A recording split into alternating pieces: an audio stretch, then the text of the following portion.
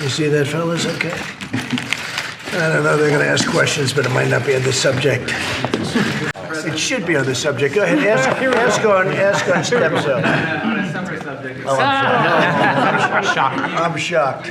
You seem from your tweet today that you were upset about the Roger Stone sentencing. Yeah, I thought it was ridiculous that you ask the if that's, no, I didn't speak to the judge. I'd be able to do it if I wanted. I have the absolute right to do it.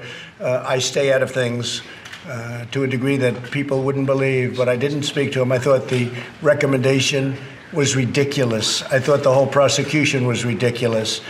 And I look at others that haven't been prosecuted, or I don't know where it is now. But when you see that, I thought it was an insult to our country, and it shouldn't happen. And we'll see what goes on there. But that was a horrible aberration. These are I guess the same Mueller people that put everybody through hell, and I think it's a disgrace. No, I have not been involved with it at all. Would you consider commuting? I don't want to talk about that now. I think it was a disgraceful recommendation. What do you think? They ought to be ashamed of themselves. What they've done to General Flynn, what they've done to others, and then the really guilty ones, people that have committed major crimes are getting away with it. I think it's a disgrace. See what happens. Go ahead, John. I was going to say, Mr. President, you took on Michael Bloomberg, and Brad Parscale did as well, over stop and frisk. Yet in 2016 and 2018, you praised Rudy Giuliani for the stop and frisk program. So what's different about what Bloomberg said from what you believe? Well, I'll tell you what, I looked at it and I watched him pander at a church and practically beg for forgiveness. I wouldn't have begged for forgiveness. I mean, he was doing his job at the time. And then when he went up to the church, I thought it was disgraceful. But I put something out and it was pretty nasty. And I thought, I'm looking to bring the country together, not divide the country further. But when he went up to a church and he apologized for everything he's ever done, that was only for getting votes. And I think probably people understand that. Yeah, please. You're traveling to India. I am. I just spoke with Prime Minister Modi, and it's going to be I don't know who's going, but he said we will have millions and millions of people. My only problem is, so last night we probably had 40 or 50,000 people, far more than anyone else. But when we have 50,000 people nowadays, fellas, I'm not going to feel so good because he thinks we'll have 5 to 7 million people just from the airport to the new stadium. And it's the largest stadium in the world. He's building it now. It's almost complete, and it's the largest in the world. And he's a friend of mine. He's a great gentleman, and I look forward to going to India. So we'll be going at the end of the month. Plan to sign trade deal with the Indians? They want to do something, and we'll see if we can make the right deal. We'll do it. Mr. President, do you know who Anonymous is? I don't want to say, but you'd be surprised. You'd be surprised, but I don't want to say. Hey, can you talk a little bit more about some of the recent departures from the White House, including the Vindman twins? No, well, I obviously wasn't happy with the job he did. First of all, he reported a false call that wasn't what was said on the call. What was said on the call was totally appropriate, and I call it a perfect call. I always will call it a perfect call. And it wasn't one call, it was 2 calls. There were 2 perfect calls. There was no setup, there was no anything, and he reported it totally differently. And then they all went wild when I said that we have transcripts of the calls, and they turned out to be totally accurate transcripts. And if anybody felt there was any changes, we let them make it because it didn't matter. So we had totally accurate transcripts, and it turned out that what he reported was very different.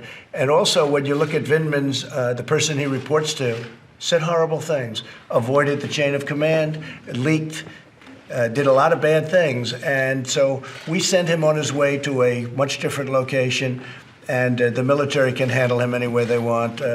General Milley has him now. I congratulate General Milley. He can have him. And his brother also. So we'll find out what happened. I mean, we'll find out.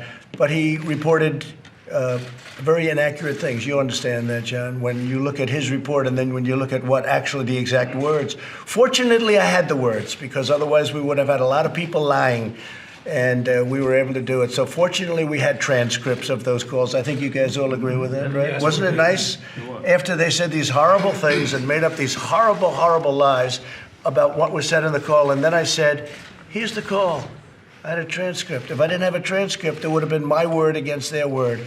But there were other people on that call, too. Many people on that call, Mike Pompeo. And I know that when I speak to the head of state of countries, presidents, prime ministers, etc., There are always a lot of people on those calls, especially from the other countries, I imagine. I don't know that for a fact, but I know for a fact that we have a lot of people on those calls. Who would say something wrong? I wouldn't say it wrong anyway, but who would say wrong when a call is loaded up with, sometimes as many as 25 people, sometimes as many as 3 or 4 or 2, but there's always people on those calls. I fully know that. But that was a perfect call, and it wasn't reported the way it was reported, like, oh, it was so terrible. That was a very nice call. That was a very friendly call. A couple of things. The president, as you know, of Ukraine stated very strongly that there was no pressure, there was no anything, there was nothing wrong. And it was really a very sad state of affairs that our country wasted that much time on nothing. And I want to thank our 3 senators that are here for agreeing with me. I mean, you had one grandstander. He's always been a grandstander. Are there more departures to come? Oh, sure. Absolutely. Mr. President, when you There say always are. when you say that the military can deal with Vindman any way that they want, Yeah, well, that's up to them. Are you suggesting he is over with the military? Do you think he needs to face disciplinary? That's going to be up to the military. We'll have to see. But if you look at what happened, I mean, they're going to certainly, I would imagine, take a look at that. But no, I think what he did was just reported a false call. If you look at what he said, and I'll tell you, the one worse was you look at Shifty Schiff. Take a look at what he did. He made up my conversation. And then we dropped the transcript, and he almost had a heart attack. Didn't he say 8 quid pro quos? Think of it. So 8 times I said the same thing, according to Shifty Schiff. If I ever did that, so you say it once. Now you say it again. We're talking about a man that I've never even met before. Now you say it a 3rd time, a 4th time, a 5th time, 6th time, 7th time, 8 times. 8 times he said that I asked for the exact same thing in one call. After the 3rd time, they'd have to take you away, okay? He's a sick person. Schiff is a very corrupt politician, and he's a sick person. So he made up, totally made up. And because he's shielded, which a lot of people didn't know, but because he's shielded by the halls of Congress, in terms of what he says, you can say anything you want. He made up a story. It was total fiction. And then at the end, he said, don't call me, I'll call you. That's a mob statement. Very famous statement in numerous movies, one in particular. That's a mob statement. Don't call me, I'll call you. He said that I said that. He said that I said 8 times quid pro quo. Well, there were no times quid pro quo, nothing. That whole thing was corrupt and a disgrace. And Romney's a disgrace for voting against. He's a disgrace. Okay, anybody else? Mr. President, Can I just ask you to elaborate a little bit more on stop and frisk? It's going to be a big issue in the coming days. Sure. Do you support that policy? And is it, as you said, I support anything we can do to get down crime and to get rid of drugs. But I think when a man is with stop and frisk his whole life, and then he decides to go Democrat, and he goes to a church, and he's practically crying, it looked like hell, he's practically crying, saying what a horrible thing he did. I think that's so disingenuous. You know what I'm talking about, fellas. That was so of Bloomberg. Look, he's a lightweight. He's a lightweight. You're going to find that out. He's also one of the worst debaters I've ever seen. And his presence is 0. So he'll spend his $300, $400, $500 million. Maybe they will take it away. Frankly, I'd rather run against Bloomberg than Bernie Sanders, because Sanders has real followers. Whether you like him or not, whether you agree with him or not, I happen to think it's terrible what he says, but he has followers. Bloomberg's just buying his way in. But we're going to find out what happens. We're going to find out. But when you go back to the church where he apologized for everything he ever did practically, and he looked pathetic. Our country doesn't need that kind of leadership. Thank you all very much. Thanks, campaign. It's stumbling. It's mumbling. Not pretty. But we'll see how he does. You never know.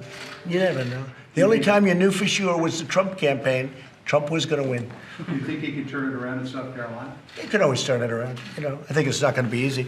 I think he can turn it around, yeah. I think he has a shot. He's got probably almost as good a shot as anyone, but he's going to have to work. He's going to have to work very hard, much harder than they thought. Don't forget, when he first ran, I called him 1% Joe, because every time he ran, he only got 1%. And then Obama took him off the garbage heap. but he only got 1%, right, John? You know that. 1% Joe, but now he's, 19% Joe? It's better. He's doing better. He's made a lot of progress. But it's going to be very interesting. I think we're going to have a very interesting Democrat race, and I think we're going to have a very interesting election. But our country is doing better than it's ever done. We've rebuilt our military thanks to the people back here. We've taken care of our vets at a level that they've never been taken care of before. Jerry, been never even close. It's really something that we're very proud of. You look at the economy. I mean, we have the best economy we've ever had. We have the best employment numbers we've ever had. African American, Asian American, Hispanic American. We're going to protect our Second Amendment. The Democrats want to take away the guns. They want to take away everyone's gun. They want to destroy the Second Amendment. So when you add it all up, I don't see how we lose, but you never know. It's politics, right, fellas? Thank you all very much.